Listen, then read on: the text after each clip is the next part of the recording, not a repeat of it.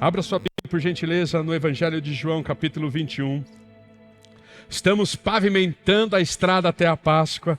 Estamos contando a cada domingo um pouquinho da história da Páscoa. É a linha do tempo. Estamos desenhando a linha do tempo no seu coração, na sua história, na sua vida.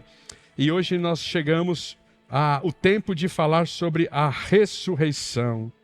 Então, capítulo 21, nós vamos falar sobre a ressurreição, baseado nesse texto que conhecemos tão bem. O texto bíblico diz assim, a partir do verso 15, vamos ler até o versículo 17. Depois da refeição, Jesus tomou um café da manhã com seus amigos na praia. Olha, é de causar inveja, né, irmãos? Tomar café da manhã na praia, pegava o peixe fresquinho ali, colocava na brasa na praia. Puxa, que inveja que eu tinha. Depois da refeição, Jesus perguntou a Simão Pedro: Simão, filho de João, você me ama mais do que estes? Sim, Senhor, respondeu Pedro. O Senhor sabe que eu amo. Infelizmente, meus cordeiros, disse Jesus. Jesus repetiu a pergunta: Simão, filho de João, você me ama? Sim, Senhor, disse Pedro. O Senhor sabe que eu amo. Então cuide de minhas ovelhas, disse Jesus. Pela terceira vez ele perguntou: Simão, filho de João, você me ama? Pedro ficou triste porque Jesus fez a pergunta pela terceira vez e disse: O Senhor sabe todas as coisas, sabe que eu amo. Jesus disse: Então alimente minhas ovelhas.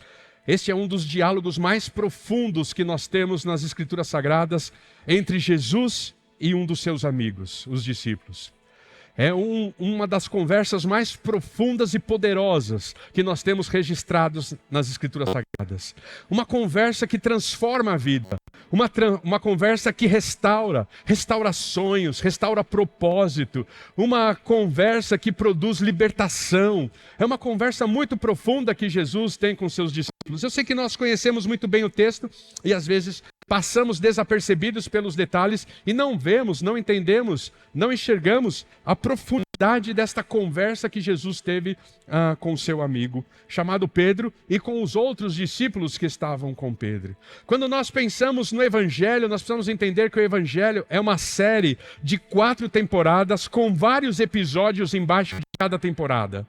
E quais são as 4 temporadas do Evangelho? Criação, queda, crucificação e ressurreição. Essas são as 4 temporadas do Evangelho. Se nós perdermos qualquer uma dessas temporadas, nós não estamos vivendo o Evangelho, nós não estamos falando sobre o Evangelho. Se nós não entendermos a criação e não aceitarmos a criação, não aceitamos o Evangelho. Se nós não entendermos a queda do homem e não aceitarmos que somos pecadores, nós não estamos vivendo o Evangelho. Se não entendermos o que Cristo Jesus fez na cruz do Calvário, e não aceitarmos o perdão que Ele oferece na cruz do Calvário, nós não estamos vivendo o Evangelho. E se nós não falarmos sobre a ressurreição, não existe Evangelho. Se continuarmos crendo que Cristo está na cruz, este Evangelho é falho, este Evangelho é incompleto, porque a 4ª temporada do Evangelho é a ressurreição. E embaixo de cada uma dessas temporadas tem vários episódios. E hoje nós vamos ver um episódio da 4ª temporada da minissérie chamada O Evangelho. E nós vamos falar nesse primeiro episódio sobre a conversa de Jesus com seus discípulos. E quando nós pensamos em ressurreição, uma das coisas importantes de sermos lembrados é que depois que Jesus ressuscitou, naquela manhã de domingo, Ele permaneceu na terra ainda, antes de voltar para Jesus. Quanto tempo, igreja? 40 dias. Ei, não foi assim: eu ressuscitei agora de manhã e já voltei ao Pai. Não, Ele ainda ficou entre nós 40 dias. E o livro de Atos, no capítulo 1, no versículo 3, fala a respeito disto. Que Jesus, depois da ressurreição, ficou 40 dias conosco, ainda ministrando, ensinando, abençoando a vida dos seus discípulos. Mas o que será que Jesus fez nesses 40 dias que Ele esteve entre nós, ainda depois da ressurreição? Nós vimos uma coisa que Ele fez na semana passada. Por exemplo, Maria estava à sepultura, era manhã de domingo, ela estava à sepultura, viu a pedra aberta, a pedra rolou, não havia o corpo lá. Ela ficou preocupada. Um homem se aproximou dela. Ela achava que era o jardineiro, mas só foi Jesus dizer: Maria. Ela disse: Mestre, ainda bem que o Senhor está aqui. Então, qual foi a primeira coisa que Jesus fez depois da ressurreição? Apareceu às mulheres, apareceu a Maria. Jesus precisava dar evidências da sua ressurreição para que não houvessem dúvidas a respeito do que havia falado, profetizado ao seu próprio respeito quando ele disse: o templo será reedificado em 3 dias, falando a respeito da sua ressurreição. A segunda coisa que Jesus fez, quando ele esteve 40 dias entre nós, ele celebrou da ceia com Cleopas e o seu amigo, aqueles 2 jovens que estavam indo para a aldeia de Emaús. Vocês conhecem muito bem a história, a canção que a gente canta encanta tanto o nosso coração, né? Então, quando Jesus está caminhando com eles perguntando: mas o Senhor não sabe? Ele vai de Moisés e fala, e leva aqueles homens à meditação, como nós aprendemos na vigília de sexta-feira. E ali então, ele celebra da ceia com Cleopas e o seu outro amigo, parte o pão, os olhos se abrem. Era Jesus o tempo todo, bem que o nosso coração ardia. Ali Jesus aparece, a segunda coisa que ele faz nesses 40 dias, celebra da ceia com aqueles jovens. Depois ele aparece aos discípulos, os discípulos estavam em casa, preocupados, né, orando, e Jesus aparece a eles. Depois, Tomé não está junto e duvida. 7 dias depois, Jesus volta simplesmente para aparecer a Tomé e fazer com que Tomé tenha certeza que é Jesus ressuscitado. Quando ele aparece a Tomé, é a 5ª coisa que Jesus faz nesses 40 dias. E a 6ª coisa, o que ele faz? Toma café da manhã com seus amigos na praia. E o banquete era peixinho fresco, que eles haviam acabado de pescar, a brasa no ponto certo, aquela crocância do peixinho. E eles na praia, na areia, no amanhecer daquele dia, Jesus está ali. Ele chega, os discípulos não reconhecem. João, o autor do livro, sussurra para Pedro: Pedro, é o mestre. É o mestre. Pedro tira a roupa, mergulha na praia, vem correndo para a praia para se encontrar com Jesus. E ali a mesa está posta, o café da manhã servido pelo mestre. E é sobre este episódio que nós queremos conversar. E a 7ª coisa que Jesus faz: ascende aos céus e volta ao Pai. Depois de 40 dias, vai agora matar saudade do Pai para viver a eternidade ao lado dele. Qualquer dia desses, qualquer hora dessas, a trombeta soa e é Maranata. Ora vem, Senhor Jesus. Mas ressurreição. E Jesus tem uma conversa profunda com Pedro. Eu fico imaginando essa conversa em 2 momentos. Primeiro momento, eles estão juntos. Segundo momento, Jesus tira Pedro do grupo, põe a mão sobre os seus ombros e começa a caminhar na praia e conversar com ele. E eu fico imaginando, o discípulo amado, João, o autor deste livro, né, em ponta de pé, ele vai então tentando ouvir e ver o que é que Jesus estava falando com Pedro. Aí, inspirado que foi por Deus, e nós não negamos a inspiração bíblica, revela aqui no texto bíblico esta conversa que Jesus teve com Pedro. E a primeira coisa que eu aprendo desta conversa, que Jesus é aquele que restaura relacionamentos, Jesus é aquele que restaura sonhos, Jesus é aquele que restaura propósitos. E onde eu vejo isso? No versículo 15. Versículo 15 é rico demais. E o texto bíblico diz assim: depois da refeição, depois desse café da manhã delicioso, Jesus perguntou a Simão Pedro. Veja que essa primeira parte do versículo 15 é o autor do livro, o discípulo amado João, falando. João escrevendo. Então, quem disse isso? Depois da refeição, Jesus perguntou a Simão Pedro. É João. Agora, veja como Jesus se refere, ou como Jesus se aproxima, como Jesus chama Pedro. Ele diz assim: Simão, filho de João.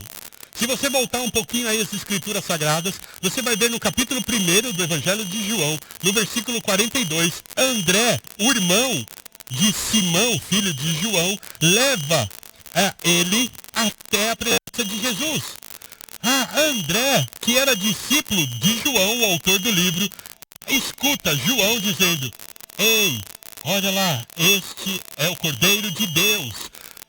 André imediatamente passa a ser discípulo de Jesus e seguir a Jesus com esta afirmação que João faz a respeito de Jesus: eis, este é o Cordeiro de Deus que tira o pecado do mundo. E André fica tão entusiasmado, tão impregnado dessa mensagem, que ele vai até o seu irmão, Simão, filho de João, e chama: você precisa conhecer o Messias, você precisa conhecer Jesus. E aí ele traz, né, como o irmão faz, Simão, este é Jesus, esse é meu irmão Simão. E a partir daquele momento, Jesus diz assim: agora você não se chama mais Simão, agora você se chama Petros, que significa Pedro. E naquele momento, quando Jesus dá um novo nome a Pedro, ou dá um novo nome a Simão, chamando de Pedro, estava definindo a missão e a trajetória de Pedro com Jesus. E é curioso que Jesus, nesse contato que ele tem após a sua ressurreição, ele não chama Pedro de Pedro, mas ele chama Pedro de Simão, filho de João. Por que será que Jesus faz questão de chamar Simão de Simão e não de Pedro? Porque Jesus queria lembrar naquele momento, nesta conversa de restaurar propósito, restaurar sonho, ele queria lembrar quem era Simão antes de Jesus e quem era Pedro depois de Jesus. Ele queria trazer a lembrança de Pedro, aonde ele estava, o que ele fazia, qual era o seu ofício, qual era o seu trabalho, qual era a sua missão. E depois daquele encontro rápido, promovido pelo seu irmão André, Pedro passa a ter uma nova missão, uma nova vida, um novo propósito. Mas parece que Pedro havia se esquecido dessa nova vida, desse novo propósito, desses sonhos. E Jesus quer restaurar tudo isso. E por isso Jesus diz: ei, Simão, filho de João, e não Petros, o Pedro. E qual é a grande diferença? Simão era conhecido como pescador de peixes. Me desculpa a redundância, porque daqui a pouco eu tenho que falar pescador de homens. Simão era conhecido como pescador de peixes. Mas Pedro foi chamado para ser pescador de homens. E qual é a diferença de ser pescador de peixe para pescador de homem? É que quando o homem pega o peixe e o peixe sai vivo da água, na mão do homem morre. Não é interessante isso? Pescador de peixe pega o peixe vivo na água e quando está em suas mãos, ele morre. E o que faz o pescador de homens? O pescador de homens pega o peixe morto e em suas mãos ele vive. Essa é a grande diferença. Jesus está dizendo: agora você não vai mais pescar vivos e matá-los. Agora você vai pescar mortos e trazê-los à vida, por meio do meu evangelho, por meio da minha mensagem. Esse é o Pedro. Foi para isso que eu te chamei. Foi para isso que eu te comissionei. É para isso que você vive. E nesse tempo, então, Jesus está tentando restaurar toda essa lembrança. Ei, Simão, você lembra que você pescava vivo e nas suas mãos morria? E que eu te chamei para pescar mortos e na sua mão viver? Cadê você, Pedro? Cadê você? Mas ele também precisava, Jesus, restaurar os relacionamentos de Pedro com os discípulos. Talvez eles estejam, neste momento, meio balançados, ainda que Pedro seja um grande líder, ainda que quando o barco está na praia, no mar, e Jesus ali o chama, e ninguém reconhece Jesus, mesmo porque não esperavam Jesus ali, porque ele já tinha sido crucificado, e ali João sussurra: Pedro é o mestre. Porque todos tinham Pedro como um grande líder, mas talvez os relacionamentos estejam abalados. E abalados por quê? Vocês se lembram da história? Quando Jesus vai confrontar Pedro a respeito da experiência que Pedro teria de negá-lo, negar a Jesus 3 vezes antes que o galo cantasse. Vocês se lembram disso? Vocês se lembram qual foi a resposta que Pedro deu lá em Mateus capítulo 26, versículo 33? Senhor, não sou como esses aí não, meus pares não, os outros discípulos. Eles sim, eles podem te negar, eles podem te abandonar, mas eu sou muito melhor do que eles. eu jamais o negarei. E Jesus disse, não, Pedro, fique atento. Antes que o galo cante, você vai me negar 3 vezes. Eu fico imaginando como passou a ser o relacionamento dos discípulos depois dessa experiência. Ô Pedro, que negócio é esse de você esculachar a gente na frente do mestre? Como assim? Como você diz que você é o melhorzão, o bonzão e a gente é um lixo? Na frente do mestre, como você depreciou a nossa imagem? Agora ele não vai mais querer saber de nós. E eu fico pensando que talvez o relacionamento deles não estavam tão bem. E aí Jesus, sabendo disso, precisa restaurar esse relacionamento de Pedro com os discípulos. Por isso ele faz a seguinte pergunta. E é só na primeira pergunta, que é repetida mais 2 vezes, ele faz essa afirmação. Ou ele faz essa pergunta. Simão, filho de João, você me ama mais do que estes? Como se Jesus tivesse... Você lembra, Pedro, que você disse que eles não me amavam tanto quanto você? Eu fico imaginando a conversa. Pedro, ó, depois de tudo que já passou, a gente já conversou, eu já morri, já fui crucificado, agora veio a ressurreição, estou ressurreto. Como anda o seu coração? Você ainda acredita que os outros discípulos não me amem na proporção que você me ama? Igreja, eu tenho certeza que se eu perguntasse aqui agora, quem ama Jesus? Todo mundo levantaria a mão. Mas eu também tenho certeza que se eu perguntasse aqui agora, quem está satisfeito com a proporção em que ama Jesus? Levanta a mão. Talvez a maioria de vocês, ou talvez na totalidade, vocês diriam, não, pastor, eu gostaria de amar mais Jesus do que eu amo. Eu gostaria de amar mais. Eu não estou satisfeito com a proporção do meu amor por Jesus. Eu gostaria de amar mais.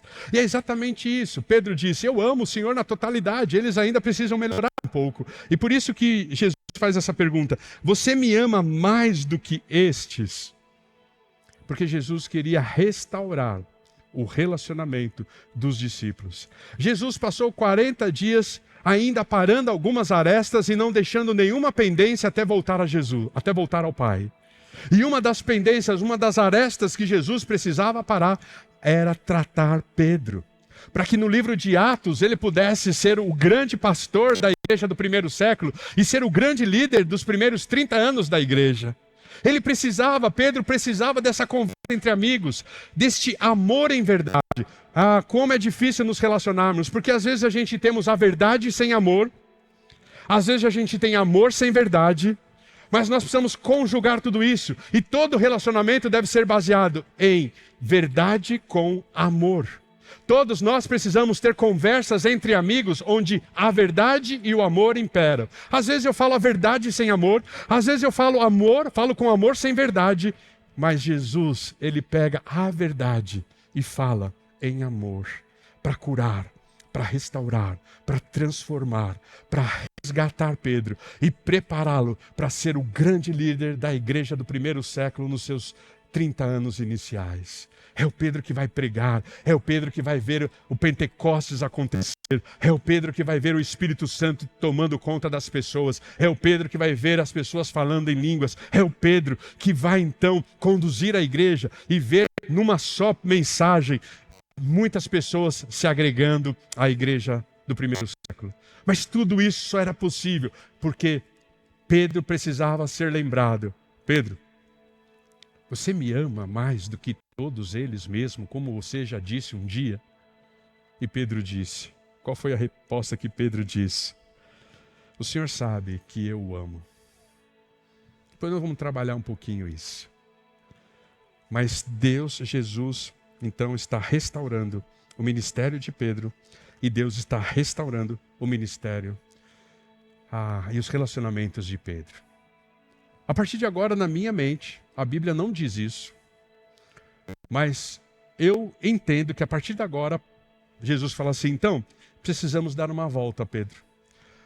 Vocês continuem desfrutando do peixe aí, tem mais ali, é só se servir na despensa ali, ali no mar, tem um monte de peixe, só se servir ali, mas vocês podem continuar, eu tenho que dar uma volta com Pedro. E aí ele pega Pedro e começa a passear pela praia.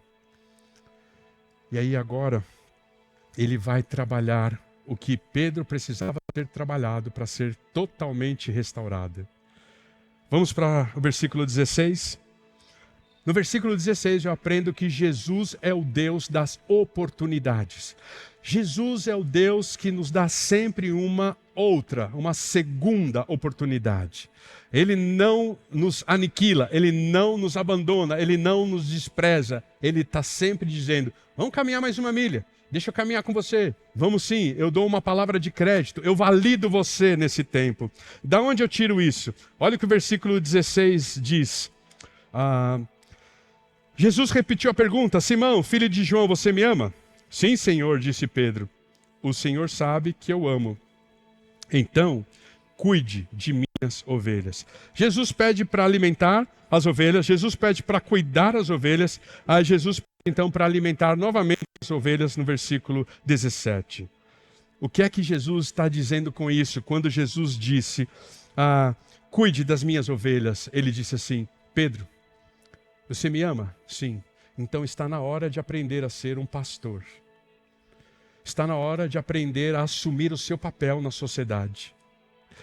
Eu fico imaginando o diálogo.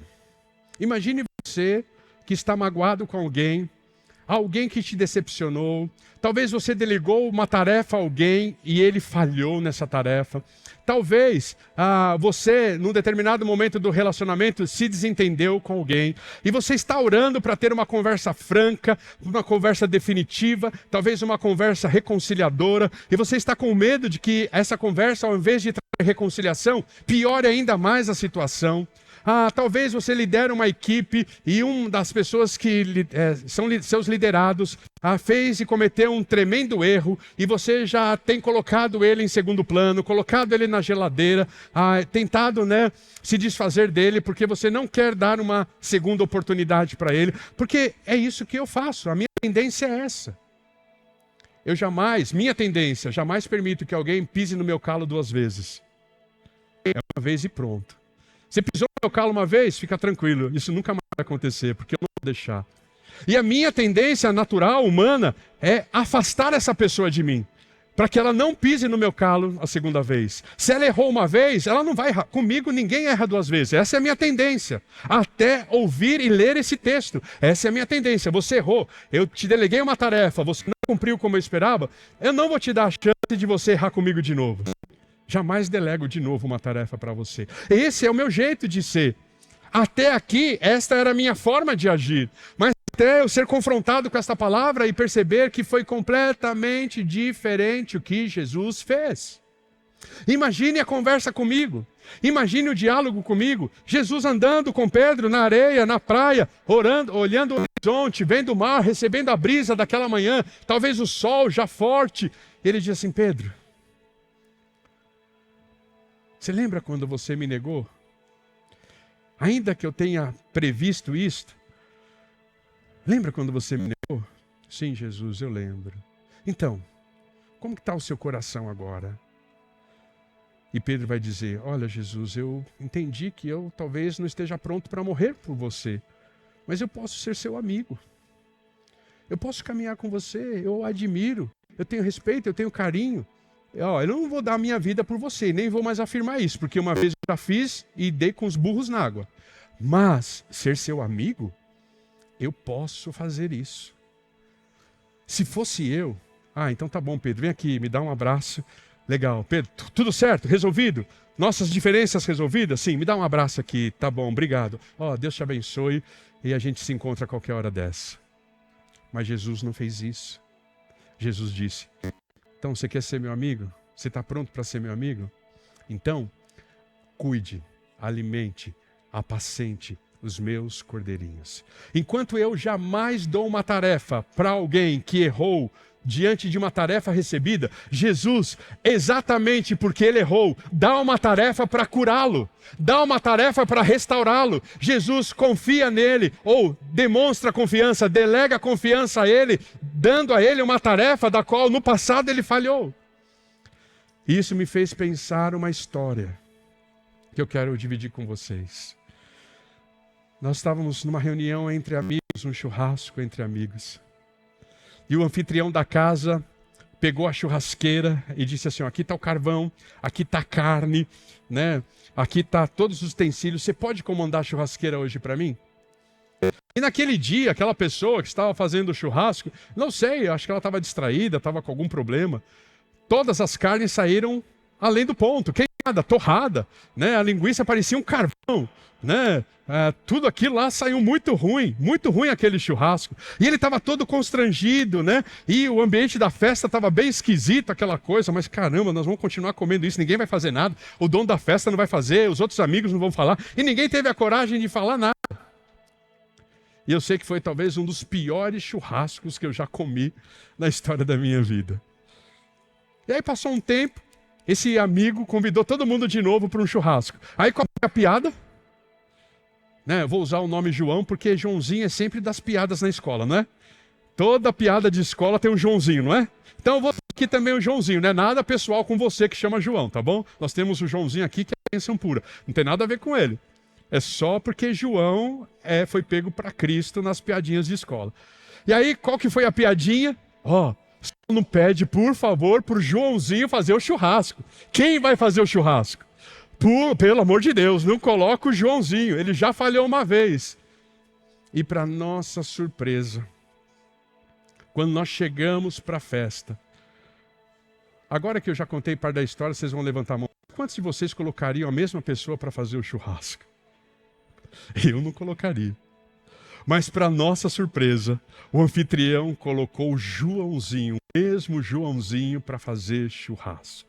Aí já virou aquela piada. Não, eu vou lá no bar da esquina comer, depois eu volto. Eu vou embora, vou jantar lá em casa, depois eu volto. Aquela coisa toda. E naquele dia o Joãozinho estava com a mão perfeita. Foi um dos melhores churrascos que eu já comi. Mas o mais gostoso não foi isso. Foi o Joãozinho olhar para o Luizinho, porque Luizinho também, né? Nas piadas de escola tem Luizinho. Foi o Joãozinho olhar para o Luizinho e falar assim, Luizinho, você não sabe quanto eu sofri todos estes meses entre o churrasco passado e este. E eu tinha certeza que você não ia me dar a oportunidade de me redimir. Esse churrasco foi libertador para mim. E na frente de todo mundo ele disse, eu quero pedir perdão para vocês pelo último churrasco. Não sei onde eu estava com a cabeça. E eu quero agradecer a vocês por me permitir fazer o churrasco hoje. Foi libertador para a minha vida. Foi libertador para a minha vida. Foi exatamente o que Jesus fez com Pedro. Pedro, você pode fazer o churrasco de novo? E Pedro diz, tem certeza, Jesus? Tem. Porque Jesus, Ele é o Deus que dá oportunidade para nós. Ele é o Deus que caminha conosco mesmo quando nós erramos, pisamos na bola, né? Transgredimos a lei. Ele abraça, Ele coloca a mão sobre os nossos ombros, caminha conosco na praia e diz, como está o seu coração? Eu estou arrependido. Eu revi algumas coisas que eu fiz, algumas coisas que eu falei. Então, vamos aprender a ser pastor. Foi exatamente isso que Jesus fez com Pedro. Jesus, se fosse eu, talvez teria dito, então, você segue o seu caminho, eu vou procurar outro líder para a igreja do primeiro século, mas que bom que você já repensou. Não. Então você é o cara. Vou dar oportunidade a você. Vou dar uma outra oportunidade a você. Esse é Jesus. Jesus da ressurreição. É o Jesus da Páscoa. Quem você talvez já limou da sua história?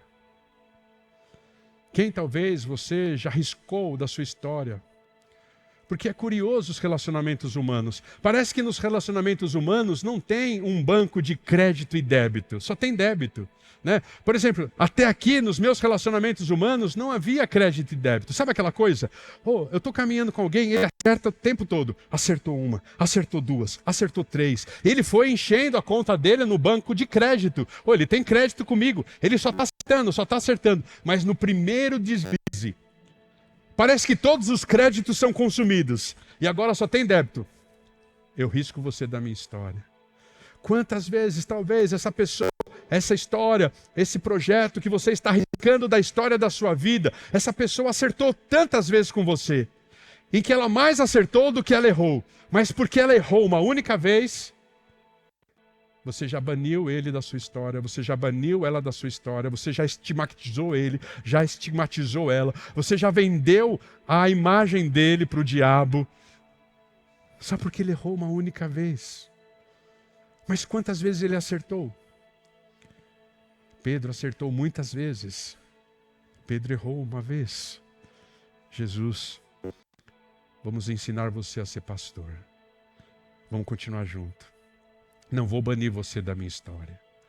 Talvez na manhã de hoje você precise dar um passo atrás e restaurar algum relacionamento do qual você está banindo da sua história, porque a pessoa errou, porque a pessoa te magoou, porque a pessoa te feriu, porque a pessoa estava no mau dia, porque a pessoa não soube lidar consigo mesmo. É tempo de aprender com Jesus, igreja.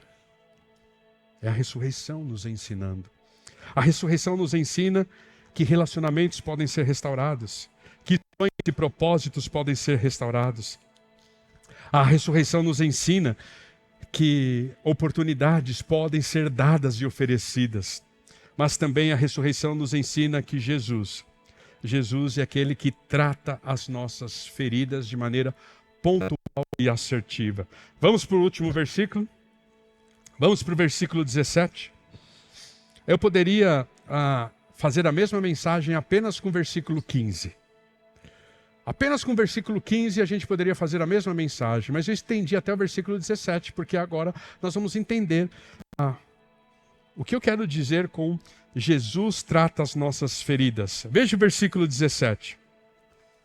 Pela terceira vez, Jesus sim queria trazer à memória de Pedro o erro que ele tinha cometido lá atrás. Não para tocar na ferida e alargar ainda mais a ferida e produzir mais sangue na ferida, mas para trazer cura naquela ferida que ainda estava aberta e precisava ser curada, precisava ser restaurada. E ali então, pela terceira vez, ele perguntou: Simão, filho de João, você me ama? Pedro ficou triste, porque Jesus fez a pergunta pela terceira vez. Veio a lembrança dele, veio a memória dele. Se confirmou no coração de Pedro que naquela conversa entre amigos, Jesus estava falando a verdade em amor, de maneira profunda, levando Pedro àquele momento, daquela noite. Aquela noite voltou à mente de Pedro. Aquela madrugada, Jesus sendo julgado, a fogueira acesa. Eu posso sentir aquele cheiro de fogueira, né? Contaminando, perfumando o nosso cabelo, a nossa roupa, né? Aquela coisa gostosa, sabe? Que depois você sai da fogueira, você ainda fica cheirando fogo uns 3 dias. Então, defumado, né? Eu consigo ver Pedro defumado naquela noite, recordando disso e lembrando. Neguei, neguei, neguei, o galo cantou. Pedro fica triste, mas Jesus cura ele. De que forma? Falando a linguagem dele, descendo ao nível dele, falando a linguagem de igual para ele. Onde que a gente pode perceber isso? Eu sei que na língua portuguesa, amor, existe apenas, né? Esse é o único verbo para expressar ou para declarar amor em palavras e em escrita, né? Amor é amor. E ele é tão banalizado que eu amo a minha esposa e digo: ó, querida, eu te amo. Ao mesmo tempo eu digo: eu amo comer bis. Mas peraí, né? Você ama mais o quê? Qual é o peso de distinção? O mesmo amor que eu tenho pela minha esposa é o mesmo amor que eu tenho por comer bis? Não, é diferente, né? Eu não dou a minha vida pelo bis, mesmo porque não tem sentido. Eu posso dar minha vida pela minha esposa. Mas você percebe, eu amo cachorro, eu amo a natureza, eu amo comer pastel, eu amo viajar, eu amo a minha esposa. Mas na língua grega existe, pelo menos, e são as mais conhecidas, 4 palavras que definem amor. A primeira palavra diz respeito ao desejo altruísta de entrega total da vida, que é ágape. Ou seja, quando Jesus morreu na cruz do Calvário por nós, ele demonstrou amor ágape, sacrificial. Existe o amor eros, que é o de relacionamento conjugal. Por isso que vem a palavra erotismo. A palavra erotismo vem do grego eros. Então, quando eu digo para minha esposa, eu a amo, tem o amor eros nisso, né? Tem o amor filéu, que é o amor entre amigos. Então, quando eu digo para um amigo que eu amo, eu não digo eros para ele. Espero que você não diga eros para o seu amigo. Você diga filéu, né? É amor de amigo. É aquela simpatia, aquele envolvimento, aquele carinho, né? E tem o amor, que agora fugiu a palavra, se você lembrar, você pode gritar daí e me ajudar, que está relacionado a amigos. A família. Então, eu não amo a minha filha eros. Eu não amo a minha filha filéu. Tem uma outra palavra para amor entre família no grego, que agora me fugiu a palavra qual que é. Storge. Quem falou? Storge? Não? Que eu lembrei agora. Storge. O amor eros. E o storge? Storge é amor entre família. Então, eu amo meu sobrinho Storge. Eu não amo o meu sobrinho Eros. Eu não amo o meu sobrinho Filéu. Eu amo o meu sobrinho Storge. Então, 4 palavras para declarar amor. Aqui, no texto bíblico de João, há essa anuância de 2 palavras. Jesus perguntou uma coisa, Pedro respondeu outra. Jesus perguntou uma coisa, Pedro respondeu outra. Jesus perguntou uma coisa, Pedro respondeu a coisa que Jesus perguntou. Primeiro versículo. Jesus pergunta: Pedro, você está pronto para morrer por mim, mais do que estes estão prontos a morrer por mim? Pedro disse: o Senhor sabe que eu sou só seu amigo. Deus perguntou: ágape. Pedro respondeu: filéu. Na segunda vez, Jesus perguntou: ágape. Pedro respondeu: filéu. Na terceira vez, olha o que Pedro responde. Versículo 17. Pela terceira vez ele perguntou: Simão, filho de João, você me ama? Qual foi a pergunta? Qual foi a palavra dos 4 que Jesus usou na terceira vez? Pedro, você é meu amigo? Você me ama como amigo? Não foi mais: você está pronto a morrer por mim? Você me ama como amigo? E olha que interessante. Olha o que o que a palavra de Deus diz. Pedro ficou triste porque Jesus fez a pergunta pela terceira vez e disse: aqui que está a cura de Pedro, igreja. O Senhor sabe todas as coisas. Sabe que eu estou pronto para ser seu amigo. O Senhor já sabe. Isso foi libertador para Pedro. Porque Jesus desceu nas suas expectativas, na sua linguagem, no seu tratar, ao nível de Pedro, e disse assim: Pedro, eu espero que você seja meu amigo. Pedro respondeu: para isso eu estou pronto, Jesus. Então vamos caminhar juntos, e conforme nós vamos caminhar, eu vou ensinar você a ser pastor, e quem sabe, qualquer dia desse, qualquer hora dessa, você está pronto para morrer por mim. E o que aconteceu com Pedro, igreja? Pedro morreu por amor a Jesus, mas naquele momento ele não estava pronto para morrer por amor a Jesus. Jesus diz: eu me igualo, vou aqui no mesmo nível que você está. Eu espero, eu abaixo as minhas expectativas nesse momento, eu elevo as suas expectativas nesse momento. Vamos ser amigos, eu te amo como amigo, você me ama como amigo, e assim, daqui a pouquinho, você estará pronto para morrer por mim. E ali Pedro, restaurado então nas suas feridas, é ali que Pedro se torna totalmente preparado e totalmente pronto para ser o grande pastor da igreja do primeiro século nos seus primeiros 30 anos. A ressurreição é a lembrança que as nossas feridas são tratadas, são restauradas por Jesus. Na manhã de hoje, talvez ele esteja descendo ao seu nível por amor a você, não porque ele está abrindo mão dos seus valores e dos seus princípios, mas descendo ao seu nível para falar uma linguagem que você entende, para criar seu coração uma expectativa que você consegue atingir e atender. E a partir do momento, então, que as suas expectativas são atingidas, você se torna forte e preparado, então, para viver as expectativas de Deus no tempo em que você precisa para entender o que Ele quer de você. Qual é a ferida que está aberta na manhã de hoje? Qual é a ferida que continua sangrando? Deus ressuscitou e foi tomar café da manhã com Pedro na praia para ter uma conversa entre amigos, para poder curá-lo e prepará-lo para aquilo que ele foi chamado a ser, não pescador de peixe, mas pescador de homens. Não para ver o ser vivo morrendo em sua mão, mas para ver o ser morto vivendo em sua mão. A ressurreição me lembra que Jesus restaura sonhos, propósitos e relacionamentos. A ressurreição me lembra que Jesus está sempre nos dando novas, outras oportunidades. E a ressurreição me lembra que Jesus cura as minhas feridas.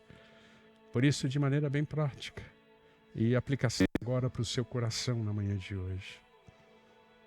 Qual é o sonho que precisa ser restaurado nessa Páscoa? Qual é o propósito que precisa ser restaurado em sua vida nessa Páscoa? Vá até os pés de Jesus. Ele quer restaurar você na manhã de hoje. Qual é o sonho? Qual é o propósito que precisa ser restaurado na manhã de hoje? Ele quer restaurar. Que você esteja preparado nessa hora. Que você esteja correndo para os braços e você esteja indo até os pés de Jesus e deixa Ele fazer o que precisa ser feito. Segundo, há relacionamentos quebrados na sua história, na sua vida. Jesus quer restaurar esses relacionamentos. Qual é a oportunidade que você gostaria de ter ou você poderia dar a alguém nesse tempo? Talvez dar um passo atrás e dar mais uma oportunidade a alguém. Quem? Para quem seria essa oportunidade? Para quem seria essa oportunidade? E qual é a ferida que na manhã de hoje está aberta, sangrando? Essa ferida que tem tirado o prazer da vida, tirado o prazer de uma boa refeição, tirado o prazer de um bom sono. Tem isolado você do convívio social, porque gato escaldado tem medo de pessoas. Onde está? Jesus quer restaurar tudo isso na manhã de hoje. Por isso eu quero orar com você. Porque a ressurreição me lembra estas verdades. Que uma conversa profunda de verdade em amor, de amor com verdade, é o que nós precisamos nesse tempo. E eu quero orar por você nesta hora e quero pedir a bênção de Deus sobre a sua vida nessa hora. Talvez você queira ficar em pé nesse santuário e dizendo: Senhor Jesus, essa mensagem veio ao encontro à minha necessidade atual. E talvez você precisa ser curado nas suas feridas. Você precisa de uma oportunidade nova, ou dar uma oportunidade nova a alguém. Você precisa tirar da gaveta aquele sonho. Tirar daquele arquivo perdido no seu computador aquele sonho. Você precisa retomar o propósito para o qual Deus te chamou. E a ressurreição é a lembrança que Deus quer fazer isso na sua vida na manhã de hoje. Jesus quer fazer isso na sua vida na manhã de hoje. Por isso, fique em pé nesse santuário, ore comigo. Ore comigo agora. Eu quero pedir a bênção de Deus sobre a sua vida. Seu Espírito falou com você, fique em pé. Não endureça o vosso coração quando você ouvir a voz do Espírito. Quanto mais endurecemos, menos estaremos sensíveis para ouvir. quanto mais cedemos, mais estaremos sensíveis para continuar cedendo. Fique em pé nesse santuário, eu quero orar por você e pedir a bênção de Deus sobre a sua vida. Fique em pé. Não importa onde você esteja e como você está, o gostoso e a beleza é que estamos diante de Jesus e Ele quer tratar você agora. Fique em pé. Jesus quer tratar você agora. Talvez nesta hora você queira entregar o seu coração e a sua vida a esse Jesus maravilhoso. Talvez você ainda não tenha feito isso publicamente. E você queira agora reconhecer Jesus como seu Senhor, seu Salvador, seu Libertador, aquele que há de restaurar a sua vida. Se esse é seu caso, fique em pé agora. Deixa Jesus alcançar o seu coração e mudar a história da sua vida. Deixa Jesus levar você para a eternidade com Ele. Tirar você do seu mesmismo, da tentativa de fazer a coisa certa e estar cansado de não conseguir. Se esse é seu momento, fique em pé, eu quero orar por você. Entregue sua vida agora a Jesus. Eu quero orar por você, pedir a bênção de Deus sobre a sua vida. Alguém? Entrega agora. Se você está do lado de alguém, quer encorajá-lo, encorajá-la, fala assim, eu fico em pé com você, quer? Eu te ajudo. Quer? Fique em pé agora. Entregue sua vida a Jesus. Estamos vivendo o ano da graça, é tempo de redenção. O Espírito do Senhor está sobre nós e tem nos chamado a proclamar o Evangelho da verdade. Fique em pé agora. Paizinho querido, eu entrego este povo que se chama pelo Teu nome em Tuas mãos agora, ó Pai. O Senhor sabe o que o Senhor falou com eles, eu não sei. O Senhor sabe como o Senhor falou com eles, eu não sei. E a minha oração, meu desejo, ó Pai, que na manhã de hoje eles sejam restaurados, eles sejam transformados, eles sejam, ó Pai amado, revigorados pelo Teu Santo Espírito. Se é uma nova oportunidade que eles estão precisando, que ela aconteça essa semana, ó Pai. Que caia no colo deles essa semana, ó Pai. Se é uma ferida que precisa ser cicatrizada, ó Pai, que a casquinha comece a surgir agora, para a honra e glória do Teu nome. Que eles possam sentir agora o óleo do Teu bálsamo, cicatrizando esta ferida que está aberta. É a casquinha do Espírito que está surgindo. Ó Pai, que eles possam sentir agora a casquinha formando, da cura, da libertação, dos seus traumas, das suas feridas do passado e do presente. Pai, se é um propósito que precisa ser restaurado, que o coração deles esteja ardendo neste momento, ó Pai. Que a mente deles estejam viajando, já se vendo, vivendo este propósito, já se vendo no lugar que o Senhor quer que eles estejam, fazendo o que o Senhor desejou que eles fizessem, vivendo o que o Senhor determinou que eles vivessem e sendo o que o Senhor planejou que eles fossem, ó Pai. Se é um sonho, Deus, que se perdeu no decorrer dos anos, Pai, que eles possam agora sentir o aroma deste sonho, que eles possam agora sentir o sabor deste sonho, que eles possam agora se ver, se perceber, vivendo, se deliciando deste sonho, Pai. Que a alegria no coração deles possa ser agora exultantes, ó Pai. Porque ainda que eles não tocaram, a fé eles já estão sentindo, ó Pai. Este é meu desejo, essa é a minha oração por este povo querido. Por isso eu peço a Deus que a ressurreição ressuscite sonhos, que a ressurreição ressuscite propósitos, que a ressurreição ressuscite oportunidades, que a ressurreição ressuscite o vigor da vida, sem traumas, sem mágoas, sem ressentimentos, sem feridas abertas. É o que eu te peço sobre este povo querido, e eu oro sobre a vida deste povo, dizendo amém e amém. Querida igreja, vamos ficar em pé. A minha oração é que enquanto você viver, você possa entender que você foi chamada para anunciar e declarar o Evangelho de Jesus Cristo.